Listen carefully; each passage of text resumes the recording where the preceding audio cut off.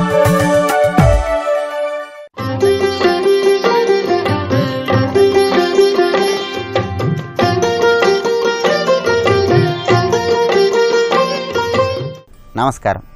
ప్రేక్షకులందరికీ శుభోదయం. ఈనాటి శుభయోగం శీర్షికన సంకష్టహార చతుర్థి తిథి సందర్భంగా వృత్తి ఉద్యోగ వ్యాపారాల్లో విశేషంగా రాణించటానికి, అన్ని విఘ్నాల నుంచి సులభంగా బయటపడి కార్యసిద్ధిని పొందటానికి గణపతిని ఎటువంటి ప్రత్యేకమైన విధి విధానాలతో ఆరాధించాలో పరిశీలిద్దాం. ఈరోజు సంకష్టహార చతుర్థి, గణపతికి ప్రీతిపాత్రమైన రోజు. అందువల్ల గృహంలో గణపతి విగ్రహం దగ్గర లేదా చిత్రపటం దగ్గర వెండి ప్రమిదల్లో కొబ్బరి నూనె పోసి 5 ఒత్తులు వేసి దీపారాధన చేసి ఓం గం గణపతయే నమః అనే మంత్రాన్ని స్మరించుకుంటూ ఎర్రటి పుష్పాలతో కుంకుమ కలిపిన అక్షింతలతో గణపతిని పూజించాలి. ఇలా చేస్తే గణపతి అనుగ్రహం ద్వారా అన్ని రకాలైన విఘ్నాల నుంచి చాలా సులభంగా బయటపడవచ్చు. అలాగే మీ గృహంలో సభ్యులందరూ చక్కటి పురోభివృద్ధిని సాధించటానికి, మీ సంతానం జీవితంలో అన్ని రంగాల్లో విశేషంగా రాణించటానికి సంకష్టహార చతుర్థి సందర్భంగా గణపతి ఆలయానికి వెళ్ళి గణపతి ఆలయ ప్రాంగణంలో ఆవు నెయ్యి పోసి జంట దీపాలను వెలిగించాలి. అంటే 2 దీపాలను పక్కపక్కనే ఆవు నెయ్యి పోసి వెలిగించాలి. చిన్నపిల్లలకు పాలు లేదా తీపి పదార్థాలు పంచిపెట్టాలి. ఇలా చేస్తే మీ గృహంలో సభ్యులందరూ చక్కటి పురోభివృద్ధిని సాధించడానికి, ప్రత్యేకంగా మీ సంతానం అన్ని రంగాలలో చక్కటి పురోభివృద్ధిని సాధించడానికి సంకష్టహార చతుర్థి నాడు ఆచరించే ఈ విధి విధానం విశేషంగా సహకరిస్తుంది.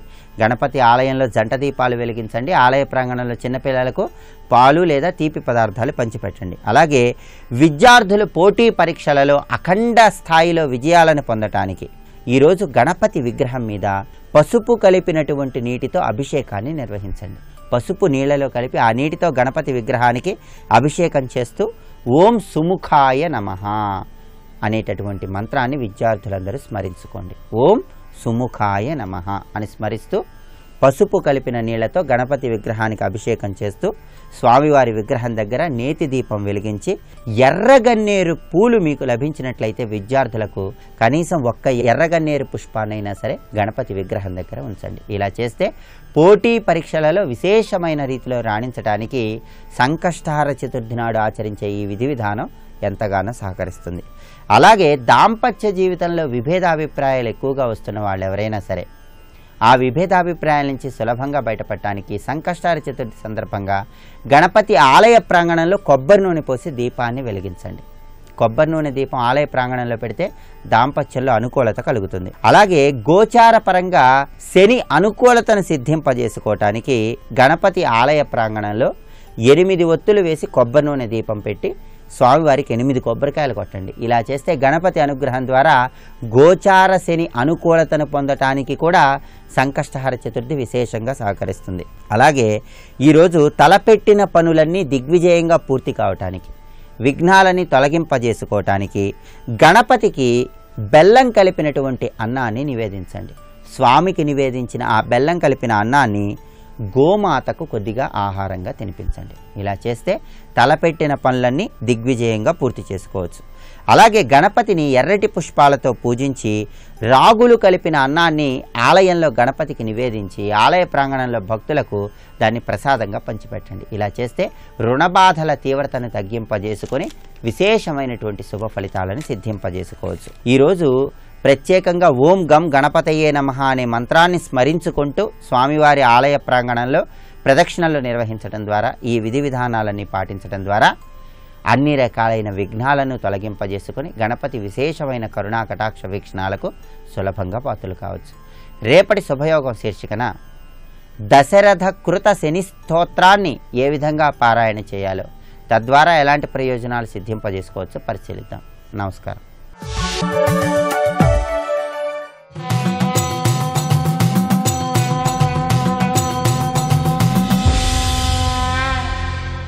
శతక సాహితీ సరస్వతికి నమస్కారం. మరి మరి జిహ్వకు మాధుర్యమయ్యుండు, మనసు మీ స్మరణకు మరిగియుండు. వీనులు మీ కథల్ వినవేట్కలనయుండు, చూట్కులు మీ రూపు చూచుచుండు. బుద్ధి మీ తత్వంబు పొందగోరుచునుండు పూజింప హస్తముల్ పొంగుచుండు కామ్యంబు మోక్షంబు కాంక్షజేయుచునుండు భక్తిని రీతిని ప్రబలుచుండు నితర నామంబు పలుకగా ఇంపుగాదు సతతమును నీదు నామంబు సంస్తుతింప హర్షమానందమగుచుండు అనుదినంబు రామతారక దశరథరాజతనయా. ఓ శ్రీరామచంద్ర ప్రభు, మరి మరి జిహ్వకు మాధుర్యమయ్యుండు. మనం ఈ రామనామాన్ని జపిస్తూ ఉంటే 10 నిమిషాలలో కలిగేటువంటి ఆనందం 11వ నిమిషం నుంచి రెట్టింపు అవుతుంది. ఆ తరువాత ప్రతి నిమిషము కూడా ఈ మాధుర్యం అది అత్యంతమై ప్రబలమై అనంతమైపోతూ ఉంటుంది. అనంత మాధుర్య స్థితిని ఈ శరీరంతో ఈ జిహ్వతో మనం పొందగలుగుతాం. అలా పొందగలిగేటువంటి ఏకైక మార్గం ఏదన్నా ఉందంటే ఈ శరీరంతో అంతటి పరమానందాన్ని పొందేటువంటి అవకాశం ఒక్క రామనామం వల్లే. మీరు ఒక చెంచాడు తేనెని గనక స్వీకరించినట్లయితే బాగుంటుంది. 2 చెంచాలు, 3 చెంచాలు, 4 చెంచాలు, ఆ తర్వాత నుండి తేనె కూడా వెగటుగా ఉంటుంది. కానీ ఈ రామనామామృతం చేస్తున్న కొద్దీ కూడా మాధుర్యం పెరుగుతుంది. చేస్తున్న కొద్దీ కూడా దేహానికి మనస్సుకి శక్తిని పెంచుతుంది, చైతన్యాన్ని పెంచుతుంది. మరి మరి జిహ్వకు మాధుర్యమయ్యుండు మనసు మీ స్మరణకు మరిగియుండు. ఈ రామనామం చేస్తూ ఉంటే నాలుకకి మధురంగా ఉండటం మాత్రమే కాకుండా మనస్సు ఈ స్మరణకి అది అంటుకుని ఉంటుంది. దాన్ని వదలకుండా ఆశ్రయించుకుని ఉంటుంది, లీనమై ఉంటుంది. వీనులు మీ కథల్ వినవేట్కలనయుండు. ఈ చెవులు మీ గాథలన్నిటినీ కూడా ఎవరు చెబుతున్నా ప్రవచనం వినాలి వినాలి అని అనిపిస్తూ ఉంటుంది. చెప్పేటువంటి వాడికి ఎన్నెన్నో విశేషాలను స్ఫురిస్తుంది ఈ శ్రీరామనామం. వినేటువంటి వాడికి ఆ విశేషాలని అందుకుని ఆనందించి ఆశ్చర్యపడి ఆచరించాలి అనేటువంటి భావాన్ని ఆరాధించేటువంటి స్థితిని కలిగిస్తుంది. బుద్ధి మీ తత్వంబు పొందగోరుచునుండు చూట్కులు మీ రూపు చూచుచుండు. ఎవరైనా చెబుతుంటే ఆ రామతత్వం గురించి, గాథల గురించి శ్రీరామచంద్రుడు తన కళ్ళ ముందు కదలాడుతున్నట్టుగా ఉంటుంది. బుద్ధి మీ తత్వంబు పొందగోరుచునుండు. మనం కూడా శ్రీరాముళ్లాగా ప్రవర్తించాలి అనే భావం తప్పకుండా ప్రతి జీవికి కూడా కలుగుతుంది. అలా కలిగించేటువంటి శక్తి ఈ శ్రీరామునికి ఉన్నది, ఆయన కథకు ఉన్నది, ఆయన యొక్క నామసుధకు ఉన్నది. పూజింప హస్తముల్ పొంగుచుండు. రామభజన చెయ్యాలని ఈ చేతులు నిరంతరం కూడా ఉవ్విళ్ళూరుతూ ఉంటాయి. ఆయన్ని పూజించాలని ఉప్పొంగుతూ ఉంటుంది ఈ దేహం. కామ్యంబు మోక్షంబు కాంక్షజేయుచునుండు. జీవికి సహజమైనది కోరిక. కోరికనేది కలగకుండా జీవుడికి ఉండదు. కానీ ఈ రామనామం చేయటం మొదలైన తరువాత ఏ కోరిక పెరుగుతుందంటే కామ్యంబు మోక్షంబు కాంక్షజేయుచునుండు. మోక్షం పొందాలి, మోక్షం పొందాలి, ఆ రామబ్రహ్మములో లీనమవ్వాలి అనేటువంటి భావం దృఢంగా కలుగుతుంది. భక్తి ఈ రీతిని ప్రబలుచుండు ఇతర నామంబు పలుకగా ఇంపుగాదు సతతమును నీదు నామంబు సంస్తుతింప హర్షము ఆనందమగుచుండు అనుదినంబు. అంటూ హర్షము ఆనందము ఈ రెండూ కూడా ఆనందంలోనే మొదటి స్థితి హర్షం. అది సముద్రానికి కెరటాల వంటిది. ఆ వెనుకన నిశ్చలముగా ఉన్నటువంటి అనంతముగా కనిపిస్తున్నటువంటి ఆ జలరాశి వలె ఉండేది ఆనందం. ఇది హర్షం, కెరట స్థితి. ఈ తరంగ స్థితి హర్షము, నిశ్చలముగా ఉన్నటువంటి జలరాశి ఆనందము. ఈ రెండిటి స్థితులను కూడా ఏకకాలంలో అనుభవింపచేస్తుంది ఈ రామనామామృతం. కనుక హర్షమ ఆనందమగుచుండు అనుదినంబు అంటూ పరమాద్భుతమైన రామభక్తితో పద్యరచన చేసి పరమాద్భుతమైన శతకాన్ని మనకు అందించిన మహాత్ములు రామభక్తి తత్పరుల రామతారక శతకంలోని మరి ఒక పద్యం గురించి రేపు ఉదయం తెలుసుకుందాం. జై శ్రీరామ్.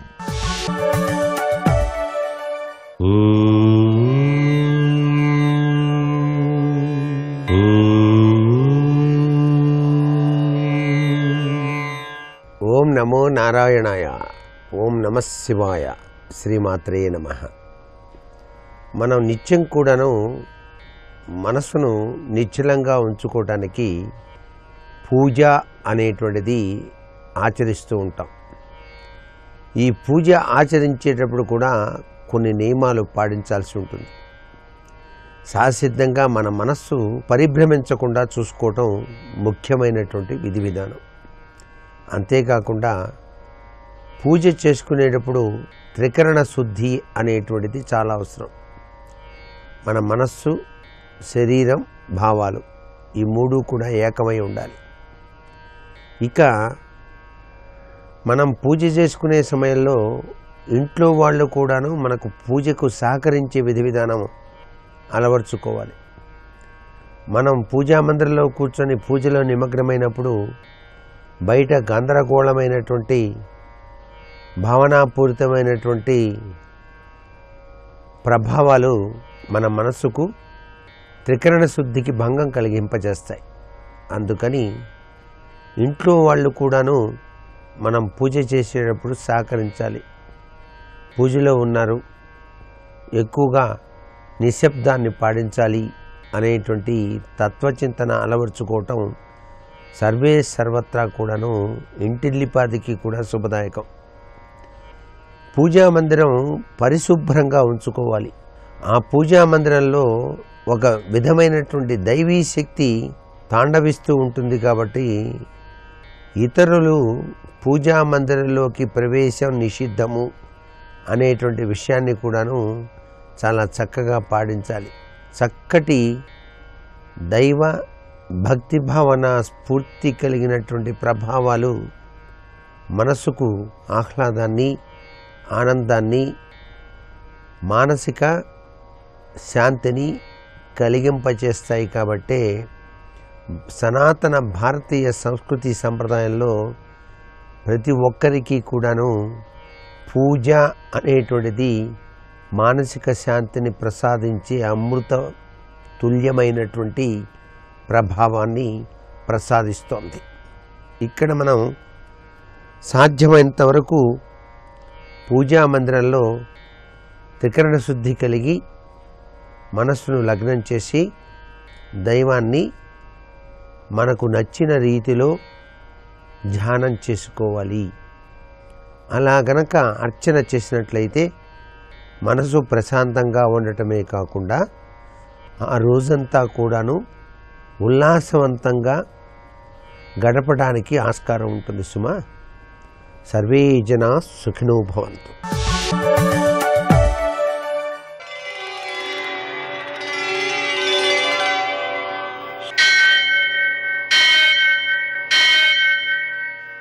సహస్రశీరుషం దేవం విశ్వాక్షం విశ్వశంభువం విశ్వం నారాయణం దేవమక్షరం పరమం పదం విశ్వతః పరమాం నిత్యం విశ్వం నారాయణగుం హరిం విశ్వమేవేదం పురుషస్తద్విశ్వముపజీవతి పదిం విశ్వస్యాత్మేశ్వరం శాశ్వతం శివమచ్యుతం నారాయణం మహాజ్ఞేయం విశ్వాత్మానం పరాయణం.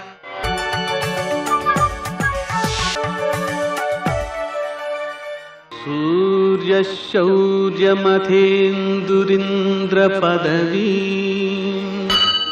సన్మంగళం మంగళం. లక్ష్మీం క్షీరసముద్రరాజతనయాం శ్రీరంగధామేశ్వరీం దాసీభూత సమస్తదేవ వనితాం లోకైకదీపాంకురాం శ్రీమన్మందగడాక్షలబ్ధ విభో బ్రహ్మేంద్ర గంగాధరాం త్వాం త్రైలోక్యకుటుంబినీం సరసిజాం వందే ముకుంద ప్రియాం. నేటి కాలమాన విశేషాన్ని గమనిద్దాం. స్వస్తి శ్రీ చాంద్రమాన హేమలంబనామ సంవత్సరం, ఉత్తరాయణం, వసంత ఋతువు, చైత్రమాసం, కృష్ణపక్షం, శుక్రవారం. సూర్యోదయం 6 గంటల 4 నిమిషాలకు, సూర్యాస్తమయం 6 గంటల 28 నిమిషాలకు. తిథి తదియ సాయంకాలం 5 గంటల 24 నిమిషాల వరకు, నక్షత్రం విశాఖ ఉదయం 10 గంటల 46 నిమిషాల వరకు, వర్జం మధ్యాహ్నం 3 గంటల 15 నిమిషాల నుంచి 5 గంటల 2 నిమిషాల వరకు, దుర్ముహూర్తం ఉదయం 8 గంటల 33 నిమిషాల నుంచి 9 గంటల 22 నిమిషాల వరకు, మరల మధ్యాహ్నం 12 గంటల 41 నిమిషాల నుంచి 1 గంట 30 నిమిషాల వరకు, అమృతకాలం రాత్రి 2 గంటల నుంచి 3 గంటల 48 నిమిషాల వరకు, రాహుకాలం శుక్రవారం కాబట్టి ఉదయం 10:30 నుంచి 12 గంటల వరకు, అష్టకవర్గ రీత్యా శుభప్రదమైన సమయం మధ్యాహ్నం 2 గంటల 40 నిమిషాలకు. నేటి విశేషం సౌర సంవత్సరాది. మన తమిళ సోదరులు ఈ రోజునే సంవత్సరాదిగా పాటిస్తూ ఉంటారు.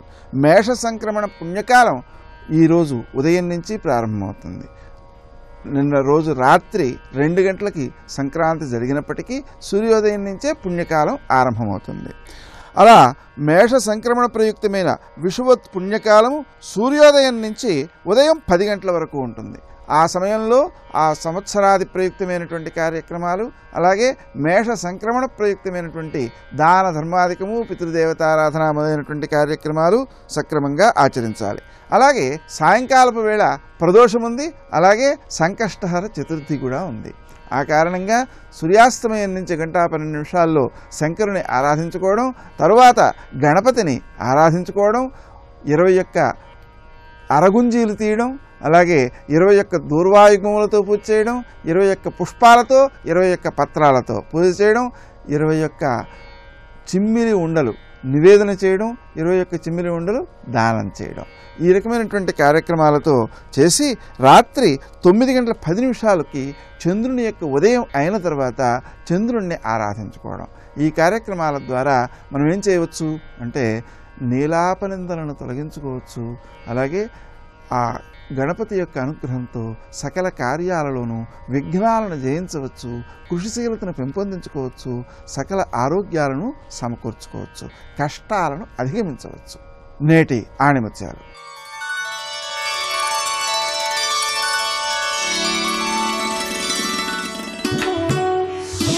మన జీవితం పూల మార్గంలో నడవాలంటే ఇతరుల జీవితాలలో ముళ్లను వేయవద్దు.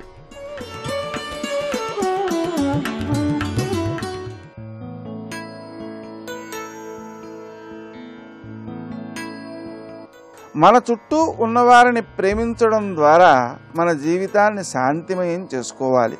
లేదంటే నిరంతరం జీవన వైరుధ్యాలు, వైరాలు తప్పవు.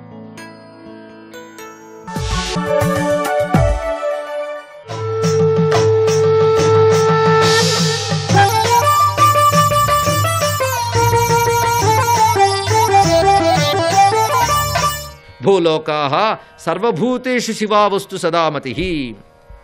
ఎల్లవేళలా అందరిలో కూడా మంచి పని చేసే ప్రవృత్తి కలుగ్గాక.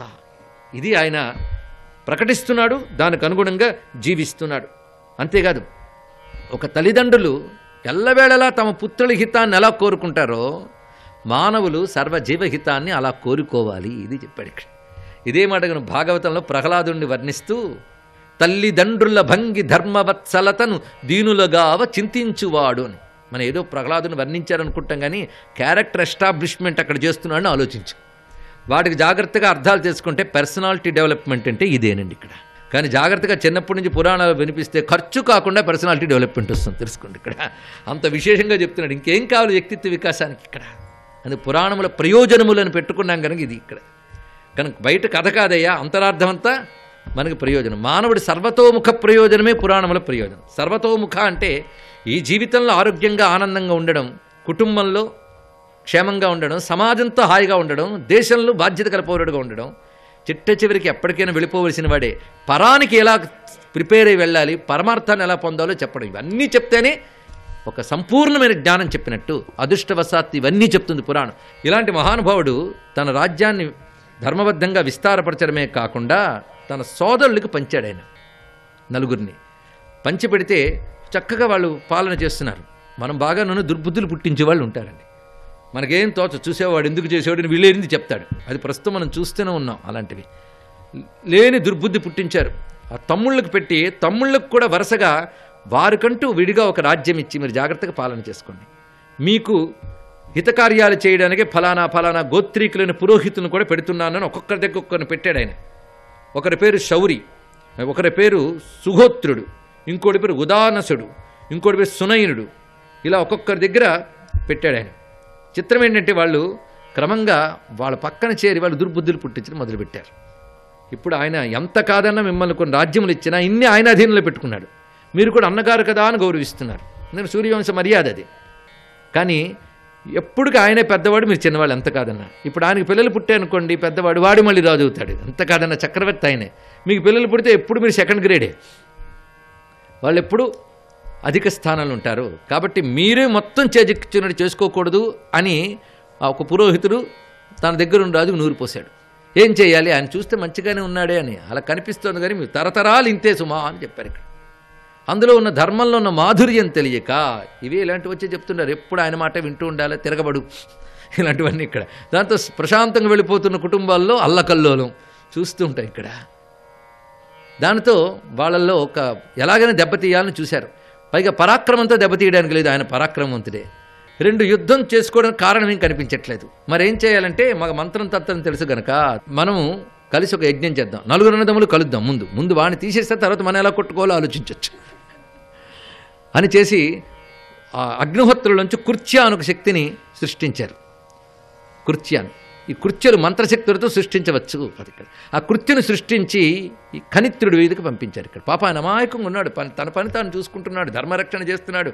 ఆయన తమ్ముళ్ళ మీద అంతా కూడా ప్రేమభావం ఉంది. ఏమున్నా ఈ తమ్ముళ్ళందరూ కలిసి పురోహితుల సహాయంతో యజ్ఞం చేసి ఒక కుర్చీని, ఇది అభిచార హోమం ఉంటాయి అలాంటి వాటిని, అంటే అవతల వాళ్ళ నాశనం కోసం చేసేది, అది చేసి కుర్చీని పంపించారు. అంటే ఈ కథల ద్వారా మనకు చెప్తున్నది ఏంటంటే పరహింసార్థం యజ్ఞం చేయడం దోషమని చెప్పడం కథల్లో ఉండే ఉద్దేశం. అది కూడా గ్రహించవలసింది. ఇక్కడ ఆ కుర్చీని పంపిస్తే ఆ కుర్చీని చంపడానికి వెళ్ళింది.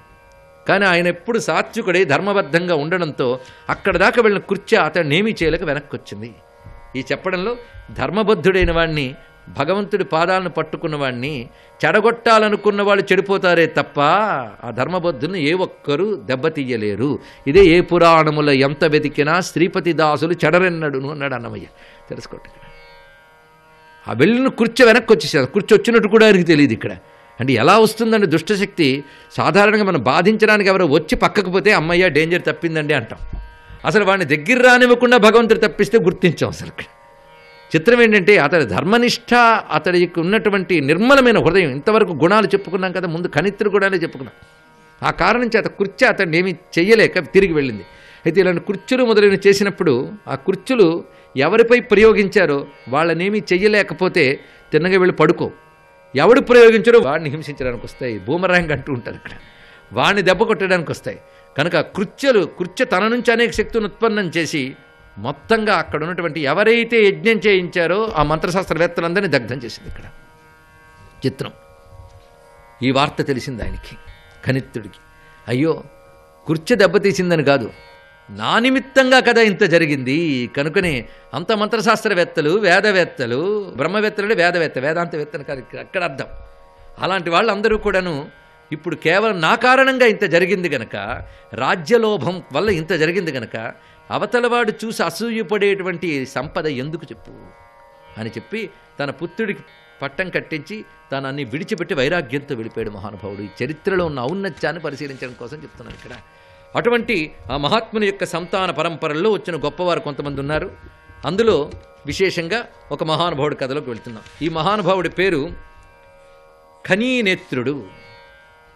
ఆ ఖనీనేత్రుడి యొక్క చరిత్రను ఎప్పుడు చెప్పబోతున్నారు ఇక్కడ. అంటే ఈ మధ్యలో 2 తరాలు గడిచాయి. ఆ 2 తరాల గురించి విశేషంగా చెప్పడానికి ఖనీనేత్రుడు అంటే ఖనిత్రుడి యొక్క 2వ తరానికి వచ్చినప్పుడు ఖనీనేత్రుడు వచ్చాడు. ఈ ఖనీనేత్రుడు చాలా విశేషమైనటువంటి చక్రవర్తి. ఎవరి చరిత్ర శ్రవణ మాత్రమో స్మరణ మాత్రమో మనం పవిత్రం చేస్తాం, వాళ్ళు ఎంపిక చేసుకుంటూ వెళుతున్నాం మనం సమయ పరిమితిని దృష్టిలో పెట్టుకుని. ఈ ఖనీనేత్రుడు అపుత్రః, పుత్రహీనుడే ఉన్నాడు. చాలా కాలం సంతానం కలగలేదు. ఆ సంతానం కోసం అతను చేస్తున్న యజ్ఞాలు ఎన్నో ఉన్నాయి. సంతానం కోసం చేయవలసిన యజ్ఞాలంటే పుత్రకామిష్టి ఇలాంటివి మాత్రమే కావండి. నిత్య దేవయజ్ఞ పితృయజ్ఞములు చేయడం కూడా సంతాన హేతువు. అది విశేషం. అంతేకాదు ఏడాదిలో మొత్తం 96 శ్రాద్ధాలు చెప్పారు పితృలను ఉద్దేశించి. ఇందులో మరికొన్ని కొన్ని శ్రాద్ధాలు ప్రత్యేకమైన సంకల్పంతో కూడా చేయొచ్చుట. పితృపూజ నిత్య విధి, ఇది తెలుసుకోవాల్సింది. పితృదేవతను స్మరించాలి. వాళ్ళ అనుగ్రహం సామాన్యం కాదు. వారు అనుగ్రహం కానీ పొందగలిగితే సత్సంతానం కలగడము, కలిగిన సంతానం వృద్ధి చెందడం ఉంటుంది. అందుకే పితృయజ్ఞ ఫలం వంశం మీద ఉంటుంది. ఇది విశేషమైన అంశం ఇక్కడ. ఇది తెలుసుకోవాలి. ఇక్కడ చిత్రం ఏంటంటే అపుత్రస్స మహీపాలో మృగయాముపచక్రమే. దానికంటూ పుత్రార్థం పితృయజ్ఞాయ, పుత్రార్థం పితృయజ్ఞం కూడా చేయదలుచుకున్నాడు ఆయన. అయితే ఆ రోజుల్లో పితృయజ్ఞంలో మాంసం వాడడం ఉండేది. ఆ రోజుల్లో బాగా గుర్తుపెట్టుకోవాలి. కలియుగంలో నిషేధించింది శాస్త్రం. ఇప్పుడు చెప్తూ అశ్వాలంబం గవాలంబం సన్యాసం ఫలపైతృకం కలౌ వర్జయేత్ ఇది చెప్పాడు.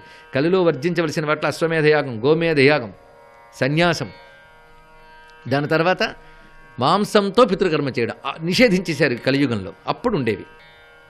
అంటే అప్పుడు మాంసభక్షం లోలత్వం లేదు, ఒకనొక క్రియ కోసం చేశారు. కానీ అప్పటిది, కానీ అప్పుడు చేశారు కానీ ఇప్పుడు చేయాలని లేదు. అప్పుడు చేసినందుకు వాళ్ళని విమర్శించకూడదు, అది కూడా తెలుసుకోవాలి. సర్వం శ్రీకృష్ణ చరణారవిందార్పణమస్తు. స్వస్తి.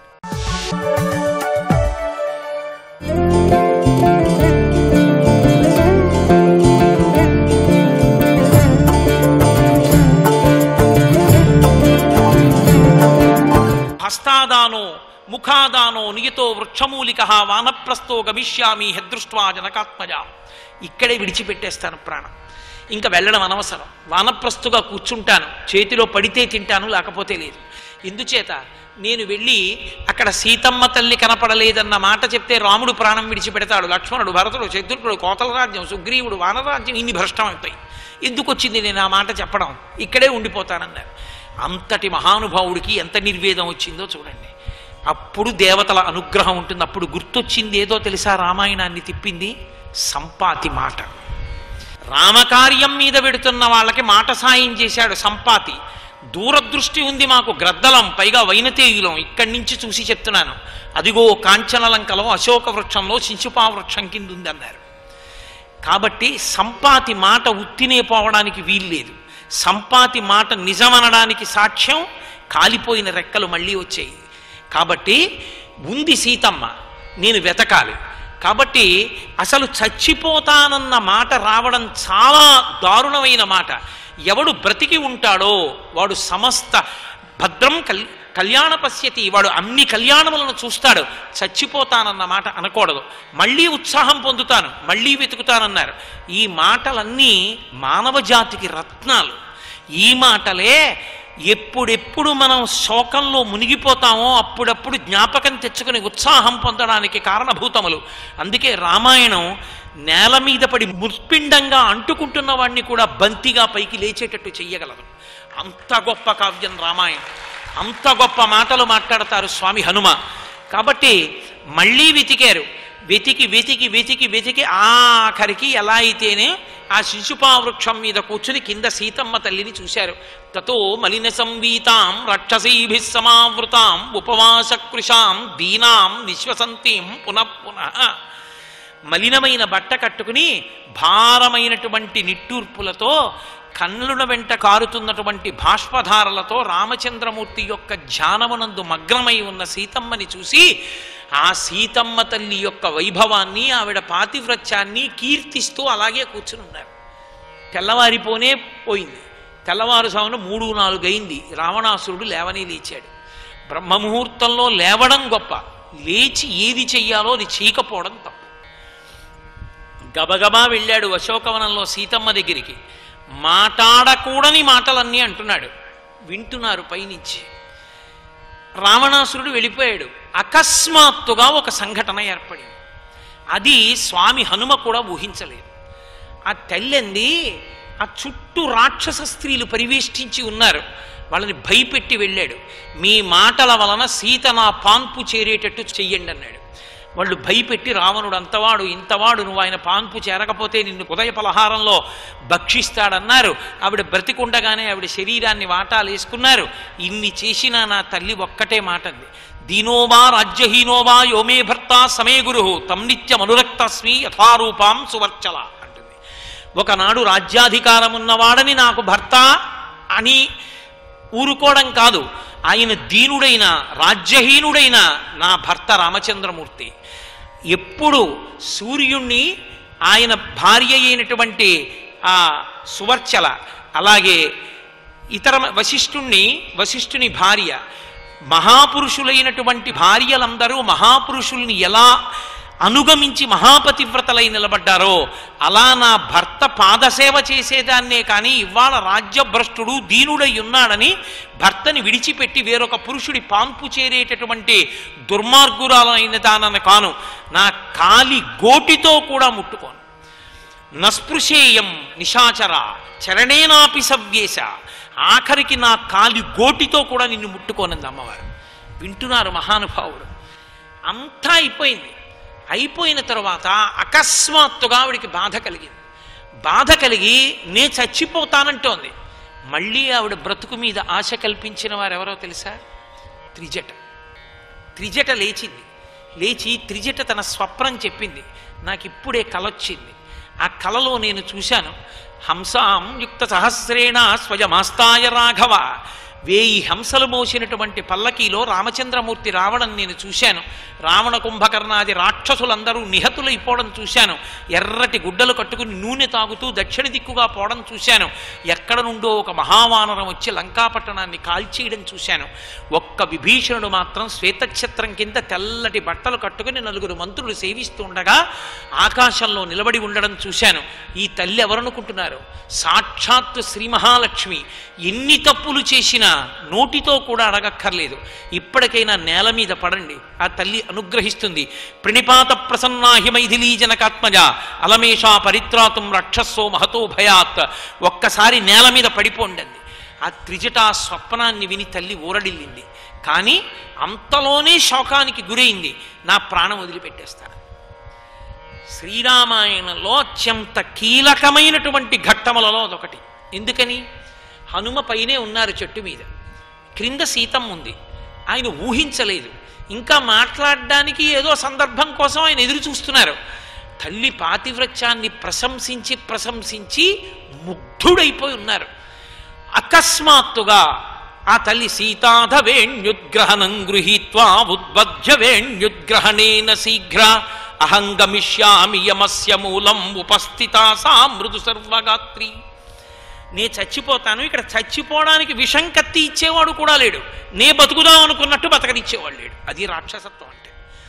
కాబట్టి చచ్చిపోతానని పూచిన అశోకపు కొమ్మని కిందకి వంచి తన దీర్ఘమైన కేశపాశాన్ని మెడకి చుట్టూ ఉరిగా బిగించుకుని ఆ చెట్టు కొమ్మ కట్టేసుకుంది. ఏమి మహర్షి అండి, ఎంత అద్భుతమైన మాట అంటారు. తస్యాశుభం వమమరాళ పక్ష్మ రాజీవృతం కృష్ణ విశాల శుక్లం ప్రాసందతైకం నయనం సుకేశ్య మీనాహతం పద్మమివాభితామ్రం అంటారు. సీతమ్మ తల్లి ఎడం కన్ను అదిరిందిట శుభసూచనగా. ఇదేమిటి? చచ్చిపోదాం అనుకుంటుంటే ఎడం కన్ను ఎదిరింది అనుకుంది అమ్మవారు. అకస్మాత్తుగా భర్త గురించి శుభవార్త వినే ముందు జరిగే శుభశకునాలు.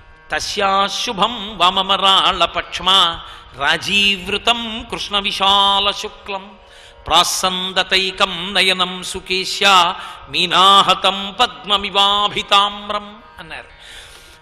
బాగా లోతైనటువంటి నీటితో నిండినటువంటి సరోవరంలో అరవిరిసినటువంటి తామర పువ్వు ఒకటి నీటి మీద కనపడుతుంటే ఆ తామర పువ్వుకి ఆధారంగా ఉన్నటువంటి కాడ నీటి లోపలికి ఉంటే పైకి కనపడకుండా నీటిలో ఉన్న తామర కాడ పక్కకి ఒక చాప వచ్చి నిలబడి మళ్ళీ ప్రయాణాన్ని మొదలుపెట్టే ముందు తన తోక ఇలా ఊపితే ఆ తోక కొట్టుకుని ఆ కాడ కదిలితే కాడ మీద ఉన్న తామర పువ్వు ఇలా కదిలితే ఎంత అందంగా కదులుతుందో అమ్మవారి కన్ను అలా కొట్టుకుందన్న. అంత గొప్పగా వర్ణించారు మహర్షి. తల్లికి ఎడంకన్ను అదిరింది. ఏమిట్రా ఎడంకన్ను అదిరింది అనుకున్నారు. ఉరి బిగించేసుకుంటోంది, కొమ్మ విడిచిపెట్టేస్తుంది. ఇంత గొప్పగా మాట్లాడగలిగిన హనుమ పైనుంచి చూస్తున్నారు. గిర్ర తిరిగేశారు. పిల్లి అంటున్నారు. ఏవం బహువిధాం చింతాం చింతయిత్వాం మహాకపి సంస్రవో మధురం వాక్యం వైదేహ్యం వ్యాజహార అంటారు మహర్షి. ఇప్పుడు ఏం చెప్పాలి? నేను వానర భాషతో మాట్లాడితే ఆవిడకి అర్థం కాదు. నేను సంస్కృతంలోనో మనుష్య భాషలోనో మాట్లాడితే వానరమేమిటి సంస్కృత భాషలో మాట్లాడుతోంది, మళ్ళీ రావణాసురుడే ప్రచ్ఛన్న వేషంలో వచ్చి నన్ను హింస పెడుతున్నాడు అనుకుని ఉరిని బాగా బిగించుకుంటుంది. ఇప్పుడు నేను ఏం మాట్లాడాలి, ఎలా మాట్లాడాలి? ఏమీ మాట్లాడకపోతే తల్లి ఉరిపోసుకుని ప్రాణం విడిచిపెట్టేసిన తర్వాత మళ్ళీ నేను తిరిగి వెళ్ళి సీతమ్మ తల్లిని చూశాను కానీ ఉరిపోసుకుంటూ ఉంటే నిశ్శబ్దంగా ఊరుకున్నాను. తల్లి మరణించిందన్న మాట రామచంద్రమూర్తికి చెప్తే మహానుభావుడు ఊరుకుంటాడు. ఆ భూతాశ్చాత్తా విపద్యంతే దేశకాల విరోధిత అర్ధానర్ధాంతరే బుద్ధి నిశ్చితాపి నిశోభతే ఘాతయంతి కార్యాణి దూతాహ పండితమానినః. నేను బుద్ధిమంతుడు అనుకున్న మంత్రి అటువంటి దూత ప్రభువు యొక్క కార్యాల్ని పాడు చేస్తాడు. నేను ఏం చెయ్యాలి ఇప్పుడు? ఆయనకు అర్థం కాలేదు. సర్వం శ్రీ ఉమామహేశ్వర పరబ్రహ్మార్పణమస్తు. స్వస్తి.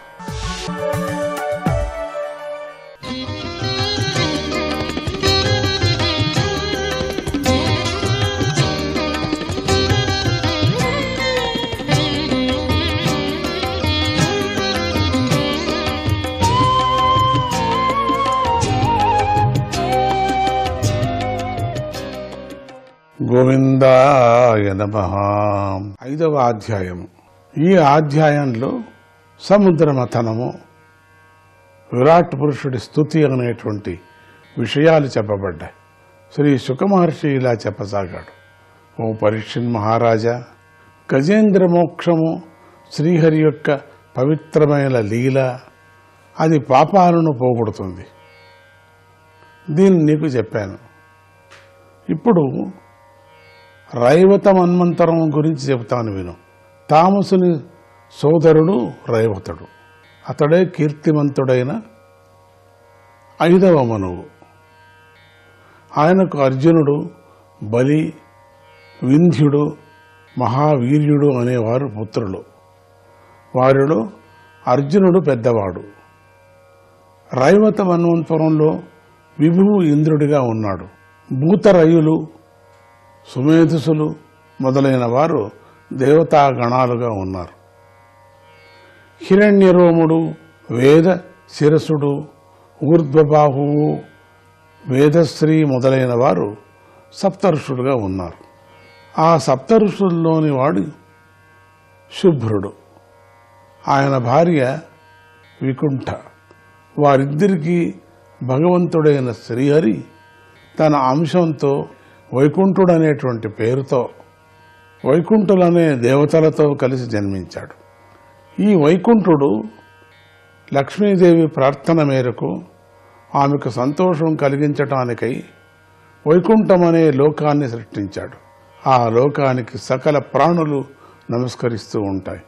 ఆ వైకుంఠనాథుని యొక్క ప్రభావము, ఆయన ఆవిర్భావము, దయామయత్వము గురించి వెనుక నీకు చెప్పాను.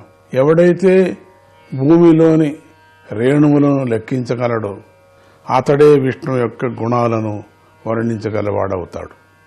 అంటే ఎవరు కూడా శ్రీహరి లీలను పూర్తిగా వర్ణించలేరు అని అర్థమవుతుంది. తర్వాత చక్షు యొక్క పుత్రుడి పేరు చాక్షుషుడు.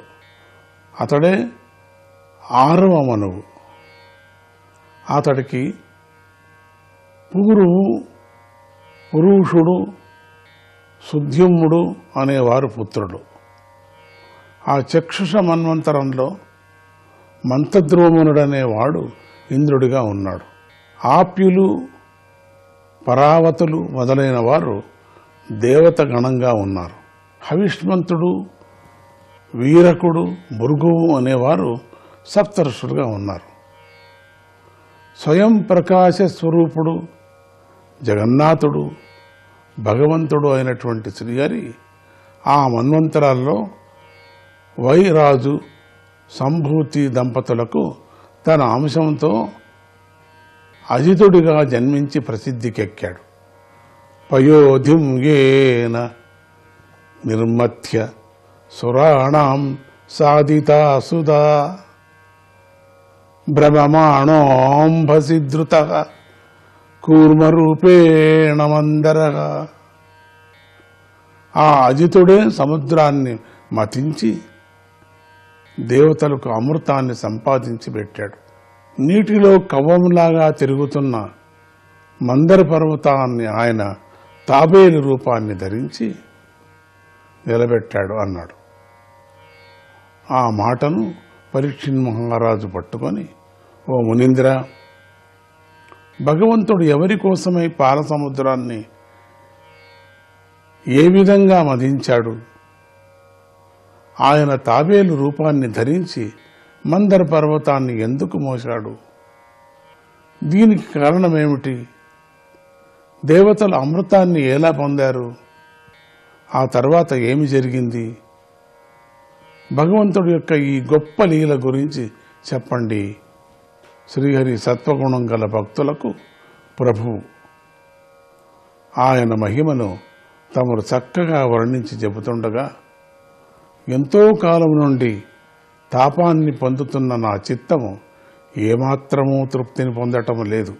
శ్రీహరి యొక్క అవతార గాథలను ఇంకా ఇంకా వినాలనిపిస్తూ ఉంది అని ప్రార్థించాడు. శుక మహర్షి కృష్ణద్వైపాయన వ్యాసుడి యొక్క పుత్రుడు ఆయనను పరీక్షిత్తుల ఇలా అడగగా శుక మహర్షి రాజును అభినందించాడు. ఆ అద్భుతమైన శ్రీహరి యొక్క మహిమను చెప్పటానికి ఉపక్రమించాడు. ఆయనకి చాలా ఇష్టం శ్రీహరి మహిమని ఇంకా చెప్పమంటే ఇంకా చెబుతూ ఉంటాడు. చాలా సంతోషమైంది. ఎంతవరకు నువ్వు చెబుతున్నావే, మళ్ళీ అడుగుతున్నావే, అంతకన్నా నాకేం సంతోషం అని చెప్పడానికి ప్రారంభించాడు. పూర్వం ఒకప్పుడు రాక్షసులు పదునైన ఆయుధాలను పట్టుకొని యుద్ధానికి దిగి దేవతలను పీడించారు. అప్పుడు ఎంతోమంది దేవతలు యుద్ధభూమిలో నేలకూలి ప్రాణాలను కోల్పోయారు. ఓ మహారాజా, ఒకప్పుడు దూర్వాసుడి శాపంతో ఇంద్రుడితో సహా ముల్లోకాలు తమ సంపదను కోల్పోయాయి. అప్పుడు యజ్ఞయాగాది కర్మలు కూడా నశించిపోయాయి. ఈ పరిస్థితిని చూసి దేవేంద్రుడు, వరుణుడు మొదలైన దేవతా గణాలు ఒకచోట చేరి ఆలోచించసాగారు. అయినా కూడా వారికి ఆ ఉపాయం నుంచి బయటపడే ఉపాయం దొరకనే లేదు. తర్వాత వారందరూ కూడా మేరు పర్వత శిఖరంపై ఉన్న బ్రహ్మ వద్దకు వెళ్ళి ఆయనకు నమస్కరించి జరిగినదంతా చెప్పారు. బలహీనులై కాంతిని కోల్పోయి ఉన్న ఇంద్రాది దేవతలను బ్రహ్మదేవుడు చూశాడు. అమంగళమైన విషయాలతో నిండి ఉన్నటువంటి లోకాలను, సిరి సంపదలతో వెలిగిపోతున్న రాక్షసులను కూడా ఆయన చూశాడు. అప్పుడు ఆయన ఏకాగ్ర చిత్తంతో శ్రీమన్నారాయణ్ణి బాగా స్మరించి ఆనందాన్ని పొందాడు. ఆయన ముఖం వెలిగిపోయింది. అప్పుడు ఆయన దేవతలను ఉద్దేశించి ఇలా అన్నాడు: ఓ దేవతలారా, నేను, రుద్రుడు, మీరు, రాక్షసులు, మానవులు, పశుపక్షాదులు, చెట్టు చేమ, క్రిమికీటకాలు మొదలైన సమస్త ప్రాణులు పరబ్రహ్మ యొక్క అవతారమైన విరాట్ పురుషుడి యొక్క ఒక అంశంతోనే సృష్టించబడ్డాయి. నాశనము లేని ఆ పరబ్రహ్మను మనం శరణు వేడుతాం. గోవిందాయ నమః.